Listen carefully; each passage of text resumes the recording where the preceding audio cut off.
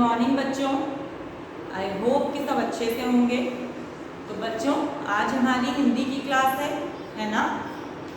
और हिंदी में हम लोग क्या पढ़ रहे हैं? व्यंजन। हम लोग स्वर खत्म कर चुके हैं और अब हम वर्णमाला में व्यंजन पढ़ रहे हैं, ठीक है ना। और जैसा कि मैंने आप सबसे पूछा था कि क्या आप व्यंजन लिखना सीखेंगे, और मेरे सारे बच्चे अच्छे अच्छे व्यंजन लिखकर दिखा रहे हैं। तो अब से हम व्यंजन भी लिखेंगे, ठीक है ना। तो देखिए, हमने कौन कौन से व्यंजन सीख लिए थे, जल्दी से याद करिए। ओके, हमने सबसे पहले व्यंजन में क लिखना सीखा था, है ना। हमने क लिखा था और उसके बाद हमने लिखा था ख। बच्चों ने ख लिखना भी सीखा है ना।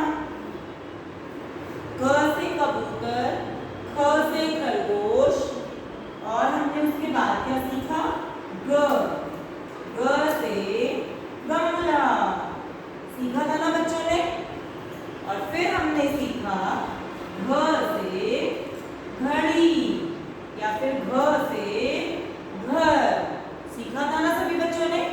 तो हमने क, ख, ग और घ यहाँ तक के व्यंजन लिखने सीख लिए हैं।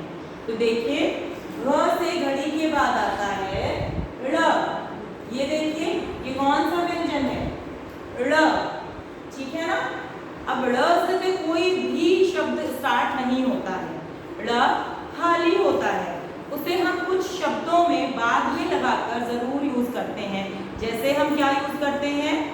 खड़ी, हम लोग बोलते हैं ना खड़ी रेखा। आप सबने सीखी है ना हिंदी में।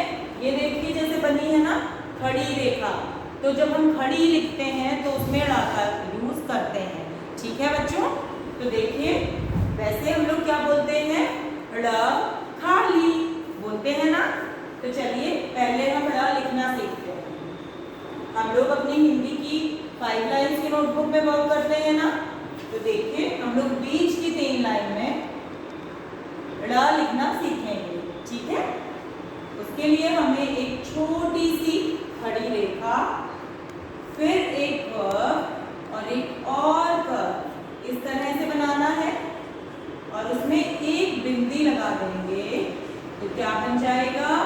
ड़, ठीक है। एक बार फिर से देखिए, एक छोटी सी खड़ी रेखा, एक कर्व और एक और कर्व दूसरी तरफ घुमा के, और एक बिंदी लगाते ही बन जाएगा ड़, ठीक है बच्चों।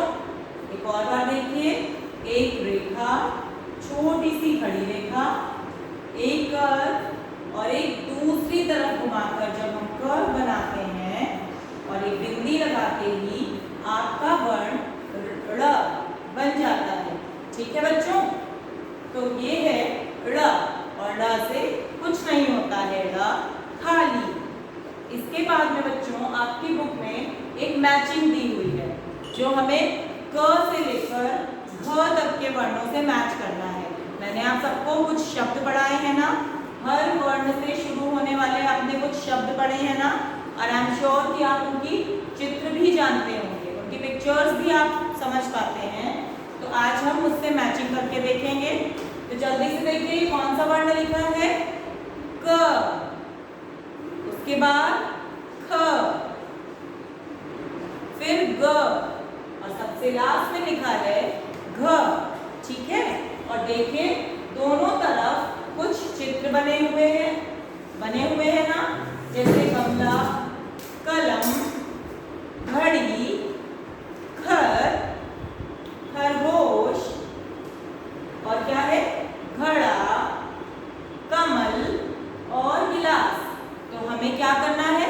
हमें इन वर्णों से शुरू होने वाले शब्दों को यानी चित्रों को उस वर्ण से मैच करना है, ठीक है। तो देखिए, सबसे पहले है क। तो क से हमने क्या पढ़ा है? क से कलम। तो हमें क से कलम को मैच करना है, ठीक है। एक तिरछी रेखा बनाकर हमें क से कलम को मैच कर देना है, ठीक है बच्चों। और फिर देखिए, क से कमल, क से से कमल का फूल भी होता है ना, आपकी बुक में भी पढ़ा है आपने। तो हमें क से कमल को मैच करना है, ठीक है। एक खड़ी रेखा की सहायता से हम क से कमल के फूल को मैच कर देंगे, ठीक है बच्चों। उसके बाद देखिए कौन सा वर्ण है, ख, ठीक है ना। ये देखिए ये ख वर्ण है और ख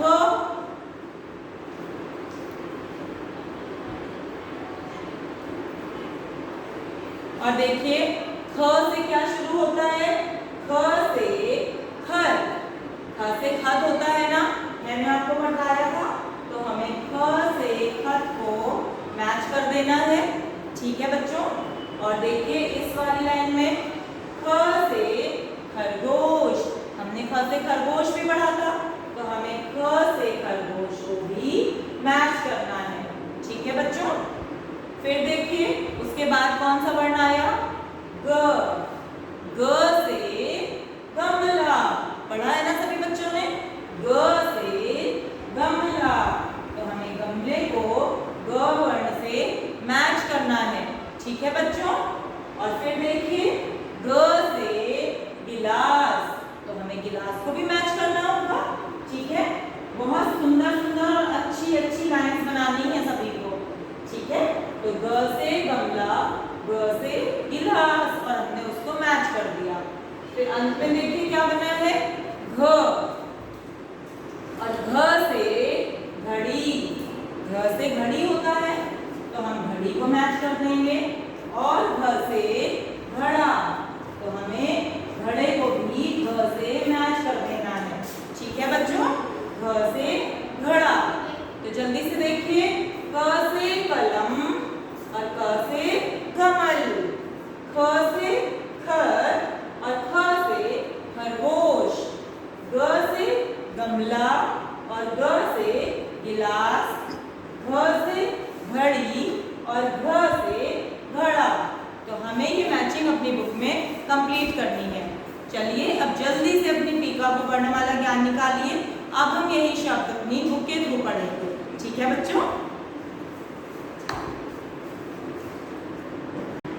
तो बच्चों अब अपनी पीकाबू वर्णमाला ज्ञान में पेज नंबर 26 ओपन कीजिए और पेज नंबर 26 पर हम पढ़ेंगे ड़।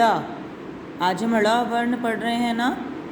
तो देखिए जैसे कि मैंने आपको बताया था कि सबसे पहले व्यंजन कहाँ से स्टार्ट होते हैं, क वर्ण से, है ना। व्यंजन क से स्टार्ट होते हैं, फिर कौन सा वर्ण आता है, ख, ठीक है। ख के बाद आता है ग और ग के बाद घ। आया समझ में। क से कबूतर, ख से खरगोश, ग से गमला, घ से घड़ी और उसके बाद आता है ड़। और ड़ तो खाली होता है, ड़ से कोई भी शब्द नहीं बनता, है ना बच्चों। मैंने आपको बताया था ड़ का यूज़ हम सिर्फ किसी भी वर्ण के साथ करते हैं, ठीक है, तभी उसका कोई भी शब्द बन पाता है। तो चलिए देखिए क्या लिखा है यहाँ, ड़ से ना बनती कोई धुन, ड़ को बस चुपचाप सुन, ठीक है।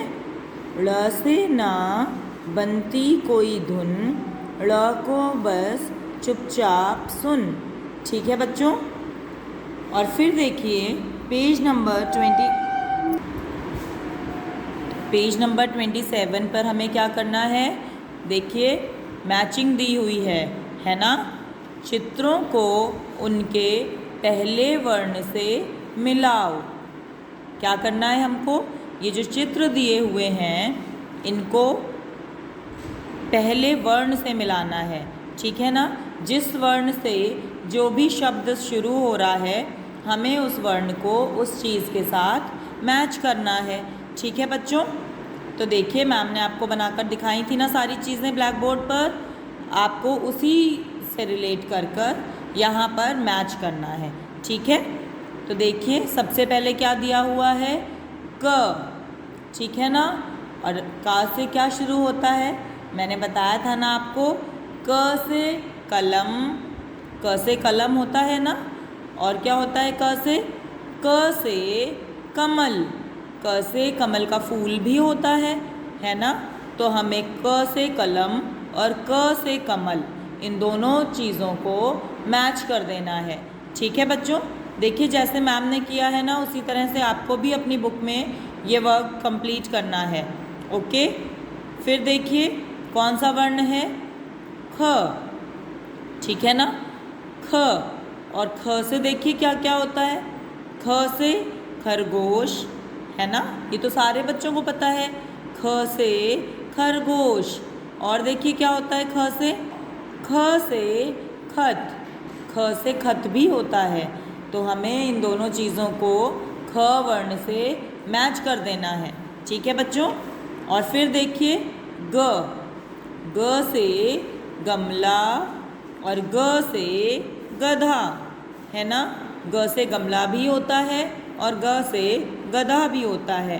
तो हमें इन दोनों चीज़ों को ग वर्ण से मैच कर देना है। ठीक है बच्चों। और फिर देखिए कौन सा वर्ण है? घ। फिर देखिए क्या है? घ। घ से घड़ी और घ से घड़ा। तो आपको इन दोनों चीज़ों को घ वर्ण से मैच करना है। ठीक है बच्चों, तो ये मैचिंग आपको अपनी बुक में कंप्लीट करनी है। आज के लिए इतना ही। Good day.